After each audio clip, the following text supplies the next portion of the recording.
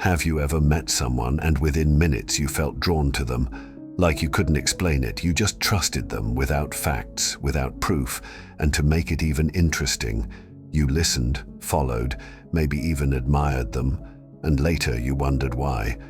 Well, that feeling, that pull, it wasn't luck. It was designed. Now you might be wondering, what design? Well, Machiavelli has all the answers. He explains that people don't follow logic. They follow emotion, they follow confidence, they follow people who know how to make them feel seen without ever saying it's too much. This is how trust is built instantly and how power moves silently through rooms. But that's just the beginning. We're taught to earn trust with honesty and transparency, but the reality, trust is perception, and perception can be crafted strategically. Machiavelli understood this. He noted that real leaders don't force loyalty. They guide people toward it quietly, subtly, permanently, and it starts with knowing who to focus on. You don't need everyone to follow you. No, just the right ones, the ones already looking for leadership, the ones who crave clarity but don't want to admit it, the ones who hesitate but long to be shown the way. Once you find them, you don't give orders. Rather, you make them believe it was their decision. This is the first rule. Never force an idea, just let it appear. You do this by sometimes having a suggestion, a comment there, or creating a question that lingers in them. You let it settle in their mind like it was always theirs. Now, you might be thinking, why do I have to do all this? Well, people resist being told what to think, but they will fiercely defend what they believe they thought of on their own. If you do this right, they'll follow your path, but they'll swear they paved it themselves. And to make it clear, that's not deception, that's strategic leadership. Even Machiavelli supported this fact. He would say that the best ruler is the one who never looks like he's ruling. However, to some extent, this ruling has a defect which most people tend to overlook. Even the best ideas can collapse when resistance unites. So what do you do then? Divide them before they organize. You don't need to silence anyone. No, just disrupt the coordination. Create a little doubt, a whisper, a subtle rivalry between voices. You don't attack the group. You let them turn on each other. When people distrust each other, they can't move against you. And while they argue, you lead in silence. This isn't cruelty. It's a strategy. It's how influence survives in environments where too much noise invites collapse. However, no matter how good it looks, that's not the real foundation of trust. What makes trust to align and unite is emotion. Logic may shape opinions, but emotion drives the action. If you want people to believe you, follow you, and defend you, don't speak to their minds. Speak to what they feel when no one's looking. The fear they have, the desire they long for, loneliness, pride, and insecurity. Everyone has a dominant emotion, something that governs their choices. Find it, and you gain influence without ever raising your voice. It's not about manipulation. It's about understanding how people work. Make someone feel seen, and they'll start listening. Make someone feel understood, and they'll start trusting. Make someone feel valued, and they'll start following. And what happens next?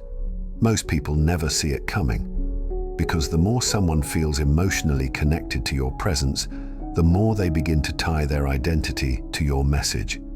And once an idea becomes part of who they are, it's no longer just an opinion. It's a belief, a banner, a personal truth they'll protect, even when it stops making sense. And that's when trust turns into loyalty. And loyalty, well, that's the currency in which true power is built on. However, according to Machiavelli, this is just the surface of how you can make people follow and trust you immediately. There are other 3 identity-based tools that are very important when it comes to control and trust. The first one is exposure. You see, when you want to convince someone, you can't do that with one bold statement. The mindset shift is one of the hardest things to do in a human being. The human brain resists anything unfamiliar, but there is a trick around it. If an idea keeps showing up in small doses, it stops feeling foreign. It starts to feel normal. Then the familiarity leads to comfort. And comfort leads to acceptance, not because the idea is right, but because it's no longer strange. That's the power of subtle, repeated exposure. And it's how you shift someone's direction without them noticing they've turned. It's quite interesting, right? However, this is just a piece of the pie. The second tool is repetition. You see, a lie told once is questioned. A lie told 1,000 times becomes the truth. Repetition bypasses logic. The more we hear something, no matter how strange or unproven, the more our brains begin to accept it. It's not about facts, it's about rhythm, pattern, consistency. This is why the most effective influencers never say something just once. They say it in different ways, at different times, across different situations, until the idea is embedded not just in memory, but in behavior. And once it's there, it spreads, because people don't just adopt ideas, they share what makes them feel certain. This certainty leads to our third tool, emotional connection. No one follows what they don't feel. You can have the best logic in the world, but if it doesn't touch something emotional, it will never move anyone. So ask yourself, what emotion are you tying your message to? Is it fear, pride, the hope of belonging, the pain of being misunderstood? If you can connect your idea to a deep emotional thread in someone's life, it becomes magnetic. They won't just hear you, they'll feel you, and they'll come back for more.